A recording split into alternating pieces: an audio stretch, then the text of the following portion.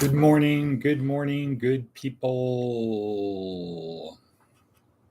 Today is Monday, April 14th, 2025. Monday before tax day. Here we are, Department of Career Services, where our goal is to help you, our student, on your journey through this life. Oops. Just ignoring on your journey through this life. My name is Edward Bevilacqua, and here we are to talk about week 4, day 1 of week 4 in our neuroscience-oriented approach to success.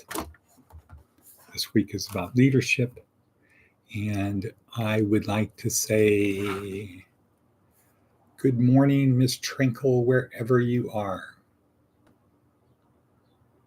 How's that? Okay. All right. So here we are, Monday, week 4. This is a 4-week program.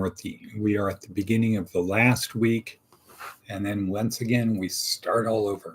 But today is day 1, week 4, and this week we call leadership, but it's really about getting other people to do what you want. Leadership is the nice sounding word. The actual word is power. Power is getting other people to do what you want. In business, what is it called? Getting other people to do what you want is called what? Who are the people what is the title of the people who tell other people what to do, get other people to do what they want? Managers, it's called management. In business, it's called management. What do managers do? They tell people to do what they want them to do. In the military, it's called what? Leadership. Right. What do good leaders do in the military? They give orders that lead to positive results or intended results. Okay? So this is about leadership. This is about getting people to do what you want. What do you want them to do? Help you on your journey through this life. Right. We want to get them to help us on this journey through life. What do we not want them to do?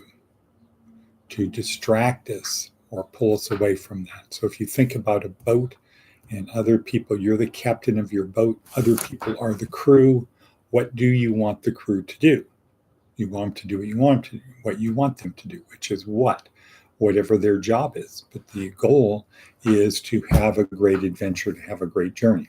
What do you not want them to do? Mutiny, refuse to work, sabotage, change the voyage, change the direction. That's what you don't want them to do. They might have ideas, but you, as the captain of the ship, are the one who should make the decisions. Okay, so that's what we do this week. Now, this thing called power or leadership is on a spectrum: positive, negative. Positive, negative. So we start out here, and we can do things to positively get people to do what we want, or negatively. So we could use manipulation over here, intimidation, coercion, threats. Okay, there's a lot of negative things we can do. Positive things are motivation, compliments, instruction, ultimately self-motivation. If you can get people to wind themselves up. So religion would be a good example of that. It's, you basically say, we have this book that tells you what life is all about. If you read the book and you figure it out, because it's multi-layer, you figure it out, what it's all about, and it's going to be so great, you're going to tell everyone else. So you're going to reinforce to yourself how good it is. So you're going to keep doing it. You're going to wind yourself up, and then you're going to go tell other people. So that's great. And then there are other causes like that, things people are passionate about. So power is on a spectrum, positive, negative. Now, this week, we are going to look at the conditions. crisis to pure. So you could say you have this spectrum, this way of negative to positive ways to get people that you want. And then the situation, it's either crisis or pure or perfect, nirvana. Okay. So there are negative ways to influence people in crisis, and there are positive ways to influence people in crisis. Today we're starting with crisis leadership. Nancy Kane breaking it down for us. Tomorrow we go the opposite. So crisis leadership today, tomorrow pure leadership, Marcus Aurelius, then the rest of the week we're in the middle, practical things. Some days it's good, some days it's bad. Okay, next. So we'll talk more about that in a second. Let's go to our worksheet, which is where the magic happens. See what else is on there. Advice to an 80-year-old. Marry only for love. Not convenience, not for gain. Marry only for love. Good advice from an 80-year-old. Okay, let's say Dr. Livingood today talking about coconut water. Okay, we talked about Nancy Kane, our TED Talk. Nancy Kane, our TED Talk. Crisis leadership, daily stoic. Today's about self-control. Sort of Marcus Aurelius talking about Epictetus, Seth's blog. It's about winning an argument with a toddler. You can't. What would that be called? Spoiler alert, you can't. And let's see, Darren Hardy, what to do when no one will listen, sneaking. So that's a story of, what's her name? Silence, something good, do good, Mrs. Do Good, back at the time before the Revolutionary War. A woman writing letters into the newspaper on advice for people. That person was Benjamin Franklin, turns out. Okay.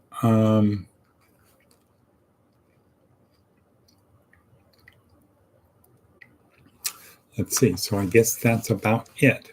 Oh, and Jordan Peterson talking about the Doge. Okay, so where are we at in terms of time? Time. Such a runic rhyme.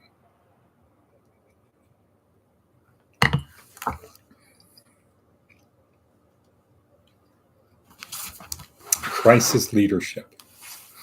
That's when everything is going bad. So the two examples Nancy Kane uses are President Lincoln or Abraham Lincoln and Ernest Shackleton, talking about people who didn't fall through the shaky floorboards of doubt. They kept on going on, and lessons we learned from them. Why is this important? Well, Nancy Kane shows that it's important because in the long arc of history, the old model of decision-making no longer works because it's too unstable. She talks about a term called VUCA. VUCA. Volatility, uncertainty, complexity, and ambiguity. So she's saying right now there's just too much VUCA. You can't use the old model. The old model was get as much information as you can, and we will make decisions based upon the best information we have. Nancy argues that with too much VUCA, you can't do that. You can't get enough information, so you have to use wisdom. So get whatever information you can, some information, as much as you can, which probably won't be a lot, but apply wisdom to that. Okay. So, yeah, let's leave it at that. This is an important one. This is an important one. Okay, this week, tomorrow, text day. Today I have class number 3 in chaplaincy, in my chaplaincy program, focusing on rituals, the church of the future. Yeah, so let's get out there, keep busy. Let's go to our worksheet, get something from the beginning, preparation, breathing exercise, attitude of gratitude. haven't done this for a while. Attitude of gratitude. Say to yourself, I'm so happy and grateful now that, and then wait for it. Always look on the bright side. That's another thing. Don't focus on what you don't have. Focus on what you do have. Focus on what you have. So if you are, I don't know, sleeping next to the person you love, focus on that rather than what's not happening. And then make it happen. Okay, review yesterday, morning, midday, and night. Review the day. Project 1 minute to project the path for your day. Say your own personal prayer. Okay. So I think that's good. Nice, short, sweet, to the point. And I will say, and cut. Boom.